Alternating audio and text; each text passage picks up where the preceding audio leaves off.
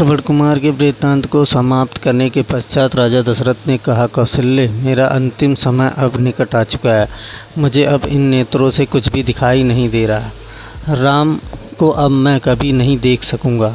मेरी समस्त इंद्रियां मुझसे विदा हो रही हैं। मेरी चेतना शून्य हो रही है। हाय राम, हाय लक्ष्मण, हाय पुत्र, हाय सीता, हाय कुलघातिनी कैकेयी। कहते कहते राजा दशरथ की वाणी थम गई।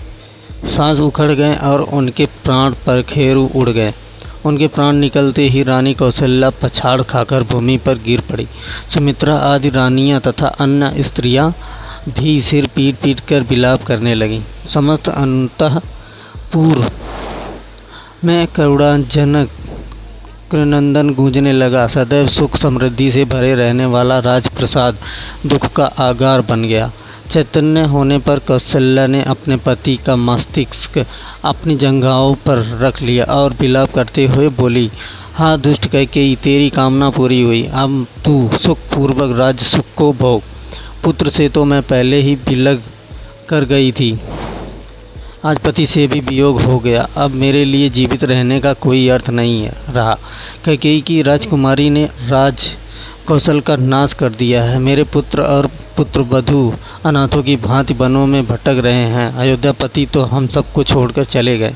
अब मिथिलापति भी सीता के दुख से दुखी होकर अधिक दिन जीवित नहीं रह पाएंगे।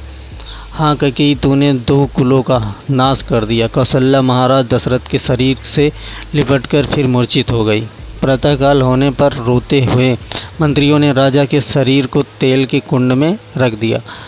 राम के वियोग से पूर्व में ही पीड़ित अयोध्यावासियों को महाराज की मृत्यु के समाचार ने और भी दुखी बना दिया।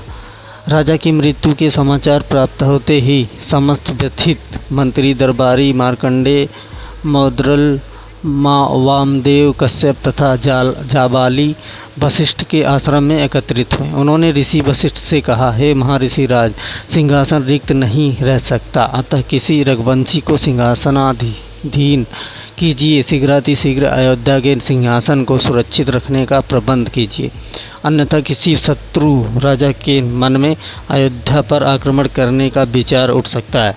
वशिष्ठ जी ने कहा, आप लोगों का कथन सत्य है। स्वर्गीय महाराज के द्वारा भरत को राज्य का उत्तराधिकारी घोषित किया ही जा चुका है, अतः मैं भरत को उनके नाना के यहाँ से बुलाने के लिए अभी ही किसी कुशल दूत को भेजने की व्यवस्था करता हूँ।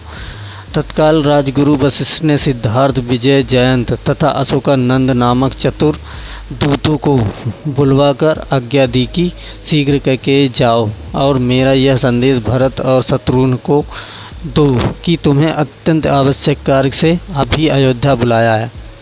ध्यान रखो कि वहाँ पर राम, लक्ष्मण और सीता को वन भेजने का या महाराज की मृत्यु का वर्णन कदापि मत करना।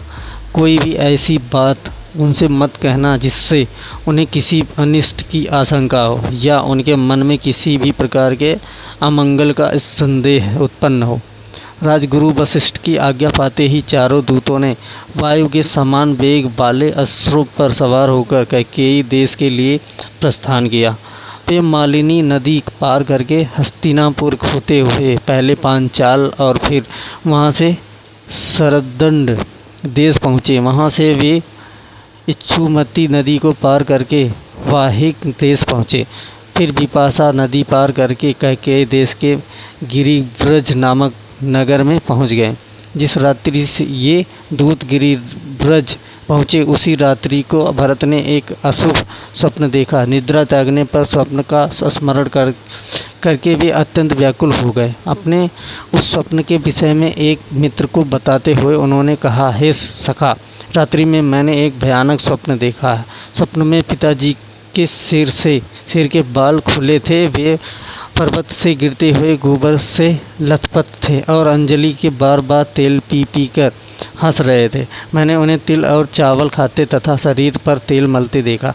इसके बाद मैंने देखा कि सारा समुद्र सूख गया है, चंद्रमा टूटकर पृथ्वी पर गिर पड़ा है, पिताजी के प्रिय हाथी के दांत टूट गए हैं, पर्वतमालाएं पर स्पर्श टकराकर चूर चूर हो गई हैं और इससे निकलते हुए धुएं से पृथ्वी और आकाश काले हो गए हैं।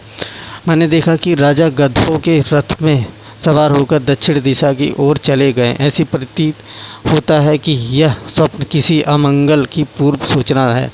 मेरा मन अत्यंत व्याकुल हो रहा है। भरत ने स्वप्न का वर्णन समाप्त किया ही था कि अयोध्या के चारों दूतों ने वहां प्रवेश कर उन्हें प्रणाम किया और गुरु वशिष्ठ का संदेश दिया। ये राजकुमार, गुरु वशिष्ठ ने अयोध्या की कुशलता का समाचार दिया है तथा आपसे तत्काल अयोध्या चलने का आग्रह किया है। कार्य अत्यावश्यक है, अतः आप तत्काल अयोध्या चलें।